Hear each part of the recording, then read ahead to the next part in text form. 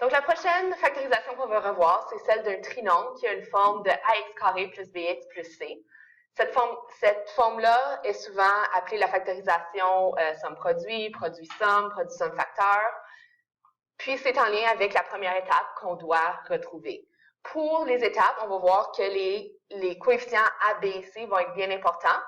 Faites attention, ce n'est pas A qui est toujours le premier coefficient. Ça se trouve toujours à être, par contre, le coefficient de notre variable au carré. Le B, c'est le coefficient de notre variable à l'exposant 1 et le C se trouve à être notre terme constant de notre trinôme. Donc, bien sûr, ceci est une forme qui est valide lorsqu'on a 3 termes. Premier critère. Si on a la forme, on peut ensuite continuer. La première étape étant de trouver deux entiers. Ici, je les ai nommés M et N, juste pour qu'on comprenne un petit peu où est-ce qu'on s'en va. Donc, le produit, c'est-à-dire le résultat de la multiplication, doit être égal à la multiplication de notre coefficient A fois notre temps constant C. La somme qu'on recherche doit être égale à B, c'est-à-dire lorsqu'on fait l'addition des deux entiers qu'on va trouver, il faut qu'on obtienne B. La deuxième étape va être dépendante de la valeur de notre paramètre A. Donc, on a deux grandes catégories. Si notre paramètre A vaut 1, alors on peut voir que la forme, dans le fond, va se simplifier à seulement x carré plus bx plus c. La beauté de ça ici, c'est que ça nous permet d'obtenir la forme factorisée beaucoup plus rapidement. Dès qu'on a trouvé nos entiers dans la première étape, on est en mesure de les substituer à l'intérieur de nos facteurs. Donc, notre premier facteur va être x plus m et notre deuxième facteur va être x plus n. M et n étant nos entiers qu'on vient de trouver. Bien sûr, le m et le n pourraient avoir des valeurs négatives. Si a n'est pas égal à 1 en ce moment, bien, l'étape va être différente. Il va falloir utiliser une étape intermédiaire où est-ce qu'on prend notre terme bx et on le décompose avec la somme. Donc, qu'est-ce qui nous permet de faire ça? Qu'est-ce qui nous permet de faire ça? C'est en lien avec l'égalité qu'on vient de trouver ici. Donc, si ça c'est vrai, à ce moment-là, on peut affirmer si m plus n égale b, bien on sait que mx plus nx va être égal à bx.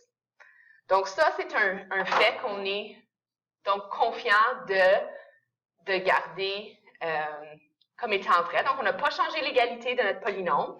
Tout ce qui nous reste à faire en ce moment, c'est de terminer le tout. Puis ici, on remarque qu'on a 4 termes. Donc, on a déjà revu la factorisation par regroupement. Et puis, dans cette forme-là, lorsqu'on suit notre algorithme, rendu à cette étape-là, si on a trouvé la bonne valeur pour le m et pour le n, donc pour nos entiers, la factorisation par regroupement sera possible pour compléter la factorisation jusqu'au bout. Donc, allons voir quelques exemples. Donc, on nous demande ici de factoriser. N'oubliez pas que la première question reste toujours, dans tout notre algorithme, est-ce qu'on a un PGFC pour commencer? Donc, si on regarde notre exemple A, on va s'apercevoir que non, on n'a pas de PGFC. On va ensuite se poser comme question, on a combien de termes? J'ai 3 termes, donc il y a la possibilité, on regarde si j'ai un ax carré plus bx plus c. On voit que oui. Ici, bien sûr, les valeurs de b et de c sont négatives, mais ça fonctionne aussi. Maintenant, l'étape intermédiaire, qui était peut-être obligatoire dans le passé, ne sera plus nécessairement obligatoire, mais on peut quand même l'utiliser pour se remettre dedans. Donc, si je regarde ici, le produit que je recherche, ça va être mon A fois mon C. Maintenant, mon A vaut 1. Donc, c'est A fois 1 fois moins 24 qui donne moins 24. Mon B va me donner ma somme. Donc, j'ai une somme ici de moins 10. Donc, si je regarde ça ici, ce que j'essaie de trouver, ce sont des entiers qui vont correspondre à ces deux égalités-là en même temps. Je vous suggère de toujours commencer avec le produit parce qu'il y a beaucoup moins de possibilités pour les produits que pour les sommes. Par exemple, pour la somme de moins 10, je pourrais par exemple prendre moins 1 million 10 plus 1 million, puis ça me donnerait cette bonne somme-là. Tandis que moins 24, comme produit, la multiplication de deux nombres est beaucoup plus limitée. Donc, si on regarde ça ici, plusieurs personnes vont regarder 24 et vont regarder 10, vont dire « Ah, je sais tout de suite, mes entiers, c'est 4 et 6. » Remarquez par contre que ça ne fonctionnerait pas avec les signes ici. Si je mettais 6 fois 4, bien, premièrement, ça ne donnerait pas moins 24. Dès qu'on a un produit négatif, on sait qu'il faut que un ou l'autre des entiers soit négatif, pas les deux, puis les deux ne peuvent pas être positifs non plus. Donc, des fois, on va se dire, OK, mais c'est pas grave, juste ajouter un négatif à un de mes deux. Non. Le problème entre ici lorsque j'essaie de faire une addition. Mais si on regarde vite et on ne fait pas attention à nos opérations, on pourrait peut-être penser que ça donne moins 10. Mais en vérité, si j'ai 6 plus moins 4, je suis rendue à 2. Ça ne fonctionne pas avec les deux choses recherchées. Donc, il faut que je revienne en arrière et puis que j'aille chercher d'autres entiers. Si vous avez de la difficulté à les trouver, ma meilleure suggestion, c'est d'y aller de façon systématique, comme je dis. Donc, de façon systématique, ça veut dire littéralement essayer 1 fois quoi donne moins 24, 2 fois quoi donne moins 24, ainsi de suite, pour arriver au bout. En faisant ça ici, je m'apercevrais que 2 et 12 sont des facteurs qui donnent 24. Maintenant, je sais que je vais en avoir un des deux qui est négatif. Pour faire mon choix, je vais aller regarder ma somme. Si je sais qu'en additionnant les deux, il faut que je finisse dans les négatifs, ça veut dire qu'il faut que ce soit le plus grand des deux nombres qui soit négatif. J'essaye. Je m'aperçois que oui, ça fonctionne bien. Oups! Ça fonctionne bien dans les deux cas. Et puis, je peux donc utiliser ces nombres-là directement à l'intérieur de mes facteurs, parce que bien sûr, on est dans la situation où est-ce que mon A est égal à 1. Donc, je peux tout de suite bâtir mes facteurs. Donc, x plus mon premier terme fois x plus mon deuxième terme. Donc, plus moins 12, ça s'écrit plus rapidement comme juste moins 12. Et on a terminé notre factorisation. On va faire la même chose pour le prochain. Premièrement, y a-t-il un PGFC à tous mes termes? On voit que non. Donc, je vais tout de suite avec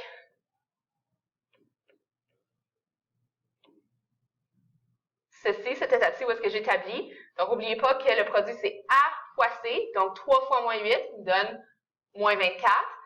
Et ma somme, qui est mon coefficient B, qui est moins 10. Donc, remarquez qu'on a la même combinaison ici de produits et de somme. Ça veut dire que on va utiliser les mêmes entiers. Même combinaison nécessite les mêmes entiers. La différence ici, c'est qu'on est dans le deuxième cas. Ça ici, ça répond au fait que A n'est pas égal à 1. On va donc devoir faire une étape supplémentaire pour pouvoir continuer. Je ne peux pas directement aller à mes facteurs finaux. Donc, ce que je vais faire, je vais suivre ma méthode. Je vais placer mes termes en décomposant mon moins 10x en plus 2x puis moins 12x. Donc, ça, c'est équivalent. J'ai aussi mon terme constant de moins 8 qui est au bout. Maintenant, si on continue, on est capable de le faire par regroupement. En vérité, en passant, j'aurais pu écrire moins 12x avant plus 2x. Ça aurait fonctionné aussi. D'abord qu'on utilise les bons entiers, ça fonctionne. Donc, si je prends comme premier regroupement, encore une fois, vous n'êtes pas obligé de faire ce soulignement ici. Mais si je prenais ça comme regroupement, je fais mon PGFC, donc j'ai x en commun, x fois quoi donne mon premier terme, x fois quoi donne mon deuxième terme. Et ensuite, je fais la même chose pour mon prochain, donc j'ai un facteur de moins 4 en commun.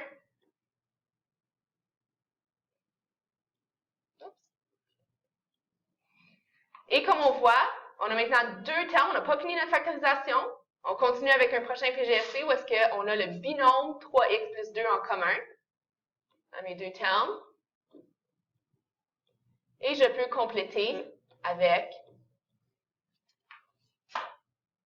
ce qu'il restait en multiplication. Maintenant, on a quelque chose en multiplication avec quelque chose d'autre. On a terminé notre factorisation. On continue. Prochain exemple. Donc, si on regarde ici, encore une fois, première question, y a-t-il un PGFC? Différence étant ici que la réponse est oui. Oui, il y a un PGFC. Donc, je vais mettre en évidence mon PGFC. Et je vais compléter ma factorisation. Maintenant, où est-ce que j'ai mon trinôme de la forme ax carré plus bx plus c? C'est uniquement ici. qu'elle se retrouve. Donc, c'est de ça que je vais retirer mon A, mon B, mon C, qui va m'aider avec produit et somme. Donc, si on est dans la situation où est-ce que mon A est égal à 1, donc on sait qu'on va pouvoir y aller un petit peu plus au raccourci. Donc, ici, mes entiers, ça serait moins 4 et 3. Ça veut dire qu'à cause que mon A est égal à 1 ici, OK, je suis capable d'aller directement à mes facteurs. Maintenant, plusieurs personnes se posent une question. Qu'est-ce qui arrive à mon facteur 2 que j'avais devant? Il n'a pas disparu, il est encore là, il fait encore partie de mes facteurs finaux. Donc, c'est à ce moment-ci que j'aurais terminé. Si je fais la même chose pour la prochaine question. Première question, PGFC, y en a-t-il un? Oui, il y en a un. C'est un PGFC de 6. Ensuite, je vais continuer ma factorisation PGFC en posant comme question, on se rappelle bien, par quoi doit être multiplié mon PGFC pour obtenir chacun de mes termes précédents. Donc, voici ce que j'ai comme trinôme qu'il me reste dans mon facteur. C'est factorisable davantage, donc je vais continuer. Donc, si j'ai un produit qui donne 10 et j'ai une somme qui doit donner moins 7, donc si on pense à nos facteurs ici, pas nos facteurs, mais plutôt nos entiers, on va avoir la combinaison de moins 2 et moins 5. Rappelez-vous que 2 négatifs en multiplication donnent un nombre positif. Donc, on a pu arriver à la combinaison gagnante ici. Voici ce qu'on a. Maintenant, remarquez qu'on n'est pas dans la situation où est-ce que mon A a une valeur de 1. On a plutôt une valeur de 2. Donc, il va falloir qu'on aille avec ces étapes-là pour continuer. Donc, je vais encore une fois décomposer mon terme du centre, mon BX, avec ma combinaison d'entiers qu'on a trouvée. Ici. Regardez que c'est bel et bien équivalent. Il n'y a rien qui a changé dans tout ça. Maintenant, je continue. Encore une fois, il va falloir que je fasse des regroupements. Donc, si je regroupe ces deux premiers termes-là, n'oubliez pas que notre facteur 6 est encore là. Il va y avoir des parenthèses internes, donc je vais utiliser des crochets, des parenthèses carrées pour englober tout ce que je vais faire par la suite. Donc, dans ce premier regroupement-là, on a un PGFC de 2x. Je complète cette factorisation-là. N'oubliez pas, 2x fois quoi donne moins 2x. C'est pas juste rien, c'est fois moins 1. Ici aussi, remarquez qu'ici, on aurait le choix de factoriser soit un PGFC de 5 ou un PGFC de moins 5. Mais on sait aussi qu'il faut qu'on obtienne le même binôme de x moins 1. C'est ça qui fait notre décision de factoriser moins 5 à la place de juste 5. Parce que quand on va compléter, on va obtenir ce qu'on recherchait, qui est d'avoir un autre PGFC qui a la forme du binôme x moins 1. Presque terminé. Il me reste à finir ma factorisation. Donc, j'ai x moins 1 en commun. Pour obtenir mon premier terme, c'est 2x. Mon deuxième terme, c'est moins 5 en multiplication. Et voici, on voit qu'on a tous des facteurs qui sont chacun en multiplication. Donc, on a bel et bien terminé notre factorisation. Quelques autres exemples qui sont un petit peu plus particuliers. Donc, l'exemple E ici, on n'a pas de PGFC, on s'est posé la question, on continue. Ici, c'est un petit peu plus difficile de voir qu'on a bel et bien la forme ax carré plus bx plus c. Donc, ici, si on interprète notre variable x comme étant notre variable dominante, on va pouvoir établir le fait que, ici, ça pourrait s'écrire de la façon suivante. Je pourrais avoir, dans le fond, 1x carré moins 6y fois x plus mon 5y carré. Si je veux comparer ça à ma forme ax carré plus bx plus c, bien, on verrait que dans le fond, dans ce cas-ci, ce serait comme si mon a avait une valeur de 1, mon b, c'était tout ce qui était en coefficient devant mon x, donc ça serait moins 6y, et puis mon c, À ce moment-là, il faut que j'interprète mon Y comme si ce n'était pas une variable, mais comme si c'était juste faisant partie de mon terme constant. Donc, mon C, ça serait 5Y carré. Maintenant, la procédure pour continuer après ça devient la même. Qu'est-ce que j'ai? Bien, je veux avoir un produit qui correspond à A fois C, donc 1 fois 5Y carré, puis une somme qui donne moins 6Y. Remarquez ici que la beauté de tout ça, c'est que notre processus ne va pas vraiment être plus difficile. Qu'est-ce qui donne un Y carré en multiplication? C'est un Y fois un Y. Puis en addition, on a besoin des termes semblables. Donc, Y plus Y, ça va me donner d'autres Y. On voit donc que tout ce qui nous reste vraiment à figurer, ce sont les entiers, comme on a fait auparavant. Donc, si je cherche un produit de 5 et une somme de moins 6, je vais utiliser les entiers de moins 1 et de moins 5. On va s'apercevoir que ça fonctionne pour notre combinaison complète. Un beau nuage. Tout ce que je mets dans ce nuage en passant, c'est des choses auxquelles on peut penser, qu'on n'a pas nécessairement besoin d'écrire, okay? Qui ne font pas partie de la solution algébrique comme telle. Donc, une fois qu'on a ça, remarquez que notre A a une valeur de 1, donc on est en mesure d'aller directement à nos facteurs. Puis nos facteurs ici, à la place d'avoir juste x plus un entier, bien, l'entier, entre guillemets, en question, le premier, ça serait moins un y, donc juste moins y. Puis le deuxième, ça serait moins 5y.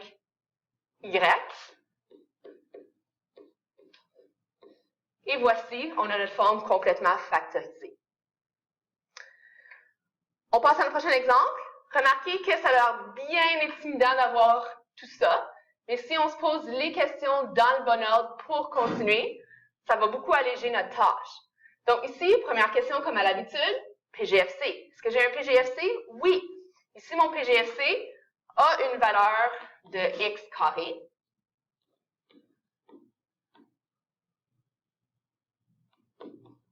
Je complète cette factorisation-là.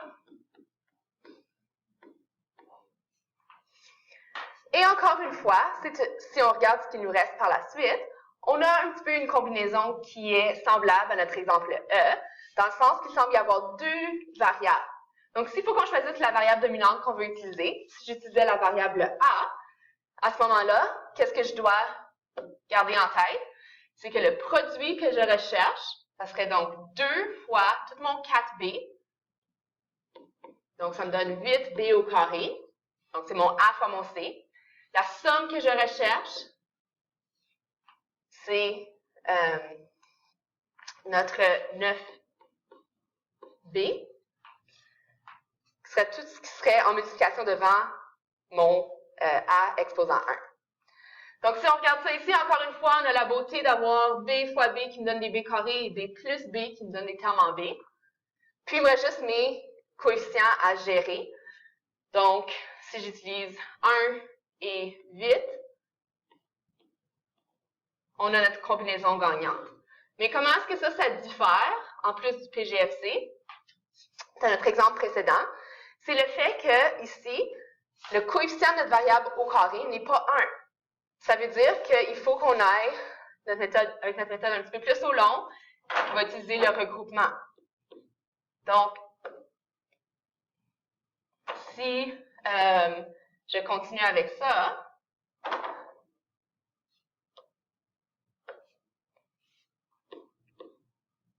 mon PGFC reste comme il était, et qui change de ce côté-là. Je vais ensuite prendre mon terme du centre et le décomposer. À la place d'avoir juste 9AB, je vais avoir 1AB, ou juste AB, plus 8AB,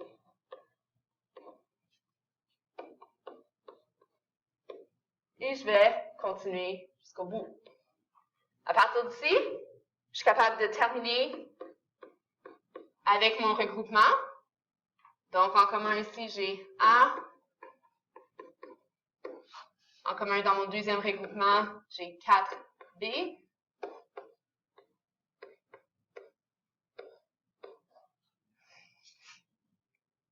Et on voit qu'on a bel et bien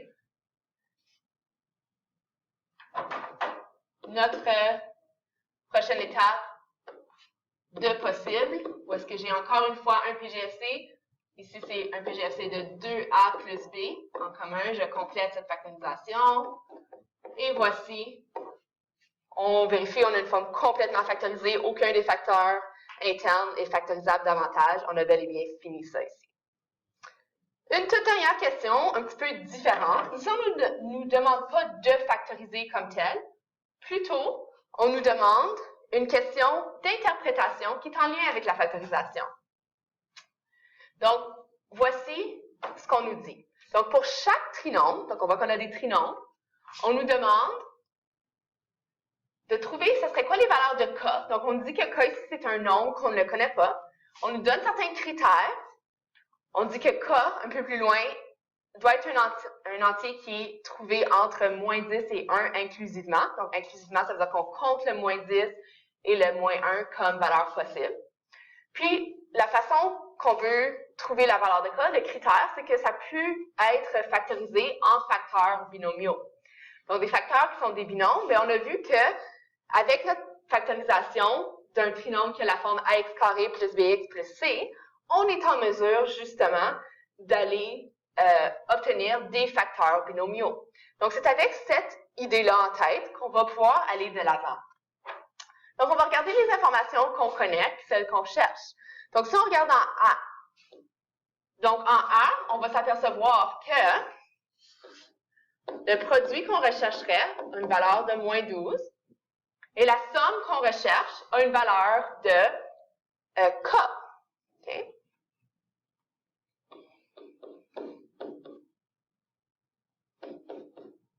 Donc, comment est-ce qu'on procède ici? Bien, on va y aller avec notre information complète qu'on connaît.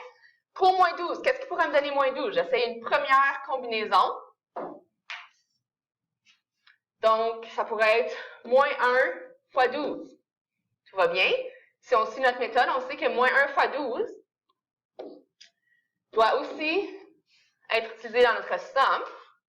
Si on regarderait quelle somme ça nous donnerait ici, mais ça me donnerait un cas de 11. Ça pourrait être possible pour donner des facteurs binomiaux. Toutefois, ça ne répond pas à notre deuxième critère, qui est que K doit être un entier entre moins 10 et moins 1. Donc ça ici, on pourrait juste l'avoir évalué puis pas l'avoir noté comme réponse possible, ou on aurait pu noter tout ça puis dire, on appelle ça une valeur qui est inadmissible. Donc, selon les critères d'admissibilité, puis on va revenir là-dessus plus tard, ça ne tombe pas dans ça. Maintenant, on peut faire une petite modification qui va faire en sorte que ça va être possible tout d'un coup, juste en changeant les signes. Donc, si je prends mes mêmes informations,